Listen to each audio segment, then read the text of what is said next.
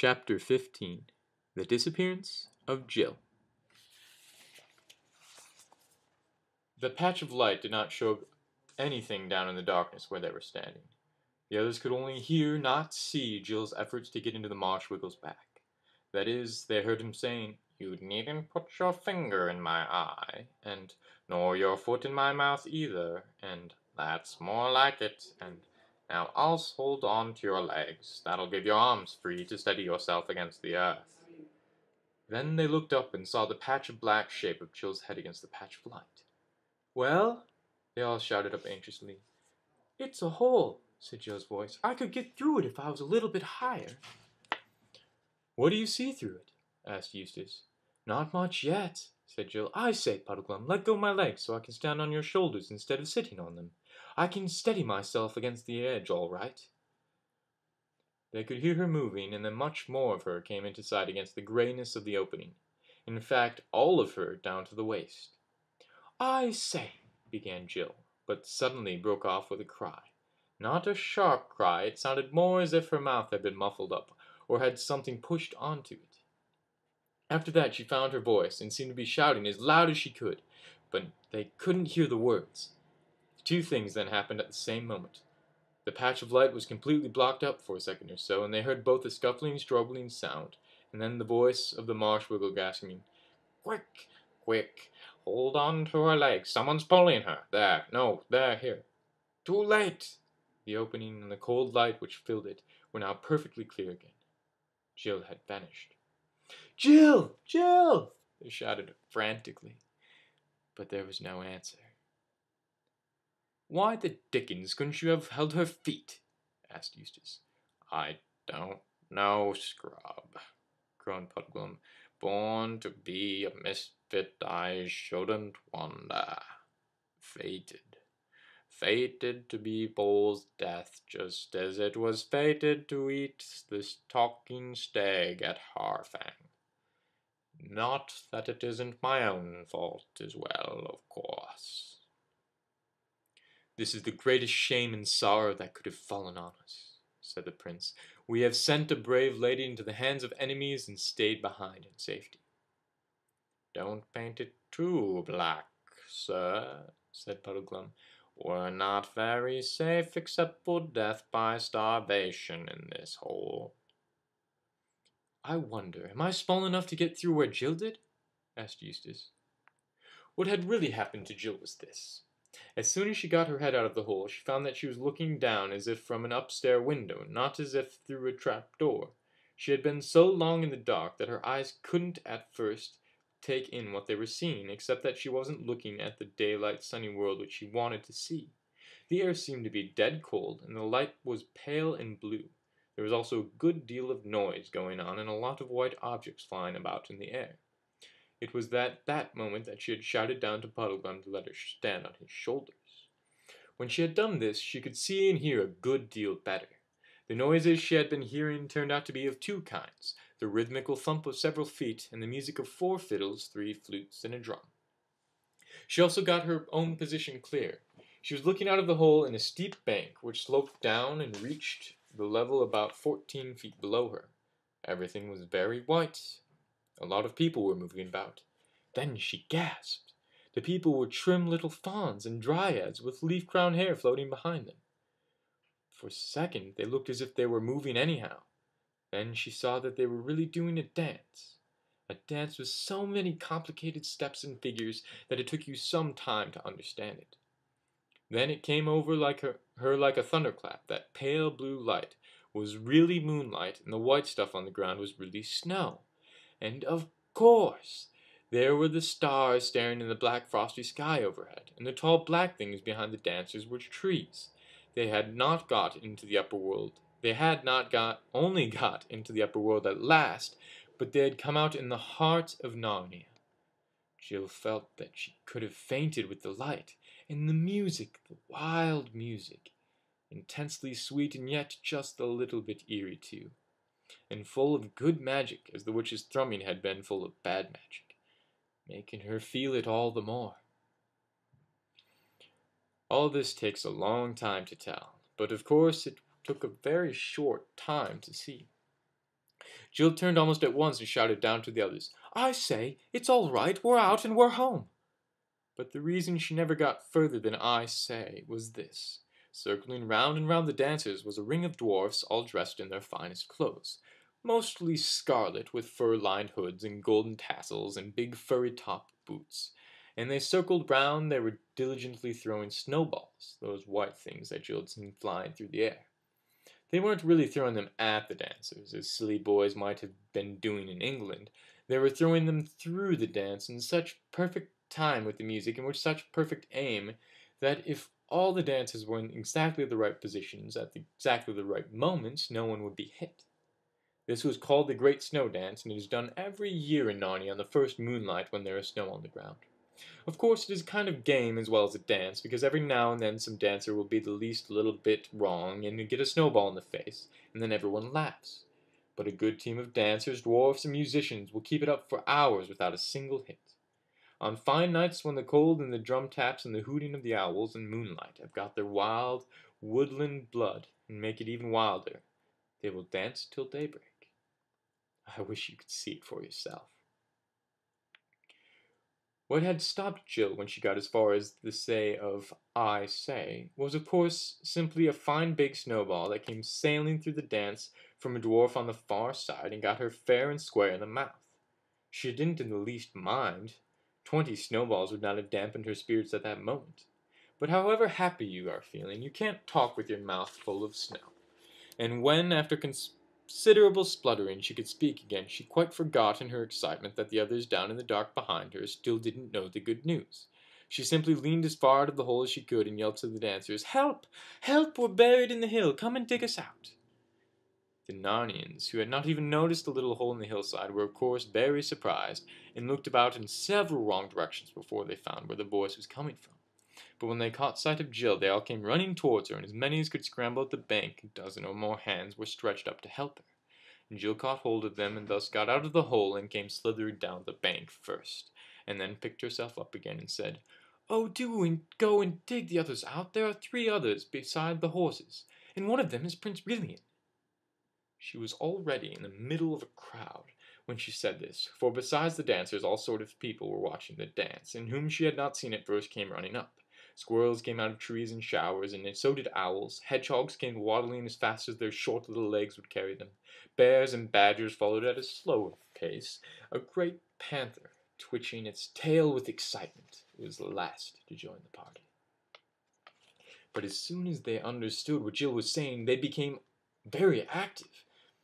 "Pick up the shovel, boys, pick up a shovel, off for the tools," said the dwarfs, and dashed into the woods at top speed. "Wake some moles, they're good chaps for digging, they're quite as good as dwarfs," said a voice. "What was that she said about Prince Rilian?" said another. "Hush!" said the panther. "The poor child's amazement, and no wonder after being lost inside the hill. She doesn't know what she's saying." "That's right," said an old bear. "Why, she said Prince Rilian was a horse." "No, she didn't," said a squirrel, very pert. "Yes, she did," said another squirrel, even perter. "It's quite true. Don't be silly," said Jill. She spoke like that because her teeth were not chattering in the cold. Immediately one of the dryads flung round her furry cloak, which some dwarf had dropped when he rushed to fetch his mining tools, and an obliging fawn trotted off.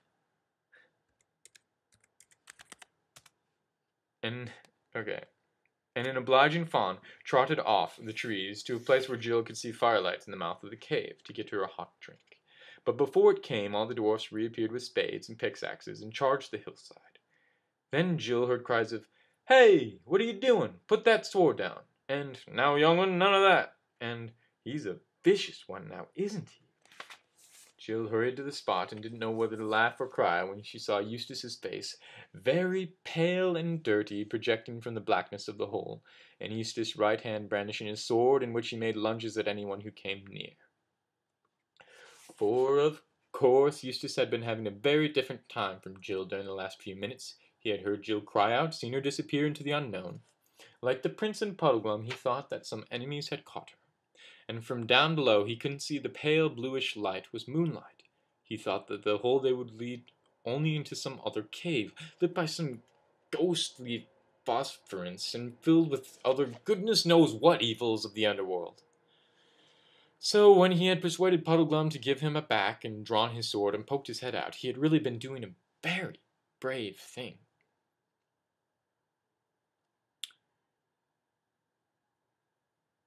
The others would have done it first if they could, but the hole was too small for them to climb through. Eustace was a little bigger and a lot clumsier than Jill, so that when he looked out he bumped his head against the top of the hole and brought a small avalanche of snow down on his face. And so when he could see again and saw dozens of figures coming at him hard as they could run, it is not surprising that he tried to ward them off. "Stop, Eustace, stop!" cried Jill. "They're all friends, can't you see? We're come up in Narnia, everything's all right." Then Eustace did see, and apologized to the dwarfs, and the dwarfs said not to mention it, and dozens of thick, hairy, dwarfish hands helped him out just as they had helped Jill out a few minutes before. Then Jill scrambled to the bank and put her head in the dark opening and shouted the good news to the prisoners.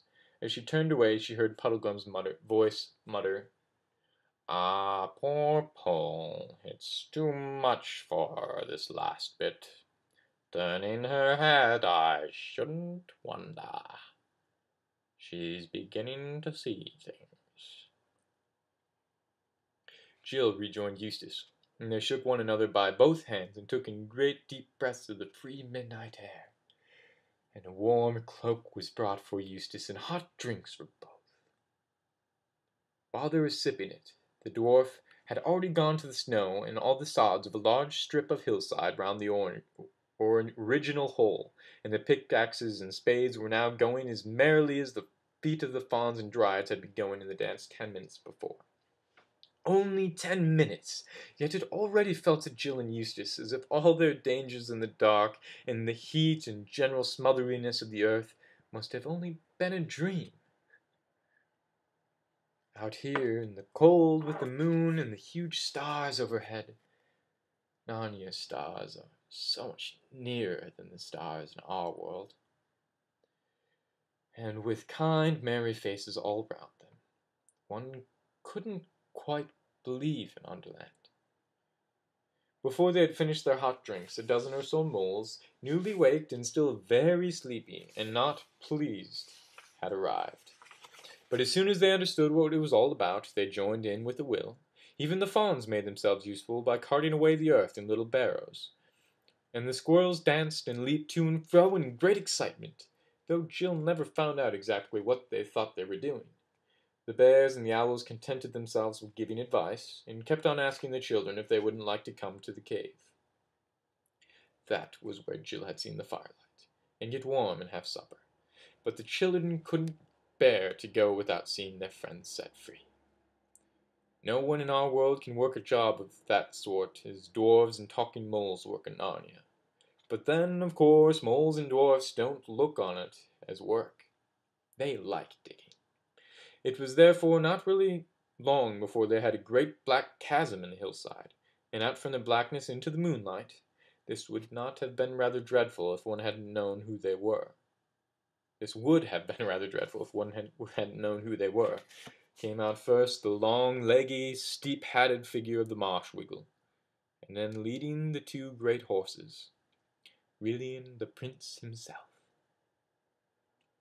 As Puddleglum appeared, shouts broke out on every side. "Why, it's a Wiggle! Why, it's old Puddleglum from the East Marches! What have you been doing, Puddleglum? There have been search parties around for you. The Lord Trumpkin has been putting up notices. There's a reward offered." But all this died away, all in one moment, into dead silence, as quickly as the noise dies away in a rowdy dormitory if the headmaster opens the door. For now they saw the prince. No doubt, not for a moment, was seen about his identity. There were plenty of beasts and dryads, and dwarfs and fauns who remembered him from the days before his enchanting. There were some older ones who could remember Just remember how his father, King Caspian, had looked when he was young man, and saw the likeness. But I think they would have known him anyway, pale though as he was from his long imprisonment in the deep lands, dressed in black, dusty, dishevelled, and weary. There was something in his face and air which no one could mistake. That look is the face of all true kings of Narnia, who ruled by the will of Aslan and sit at Cair Paravel, in the throne of Peter the High King. Instantly, every head was bared and every knee was bent. A moment later, such cheerful and shouting, such jumps and reels of joy, such handshakings and kissings and embracings of everyone by everybody else, broke out that tears came into Jill's eyes.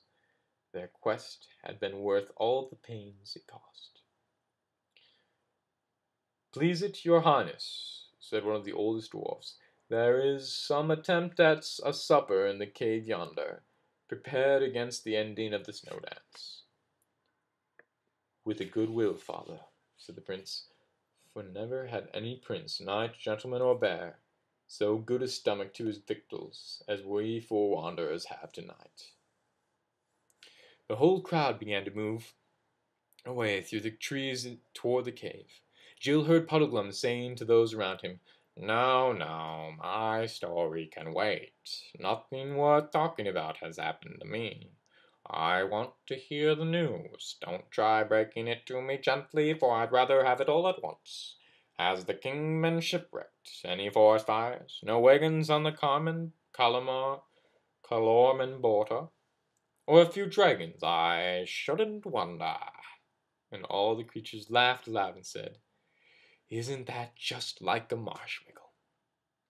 The two children were nearly dropping with tiredness and hunger, but the warmth of the cave and the very sight of it, with the firelight dancing on the walls and dressers and cups and saucers and plates on the smooth stone floor, just as it does in a farmhouse kitchen, revived them a little.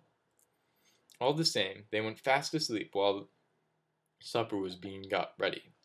And while they slept, Prince Rilian was talking over the whole adventure with the older and wiser beasts and dwarfs, and now they all saw what it meant. How a wicked witch, doubtless the same kind as the White Witch who had brought the great white winter on Narnia long ago, had contrived the whole thing, first killing Rilian's mother and enchanting Rilian himself. And they saw how she had dug right under Narnia and was going to break out and rule it through Rilian, and how he had never dreamed that country of which she would make him king.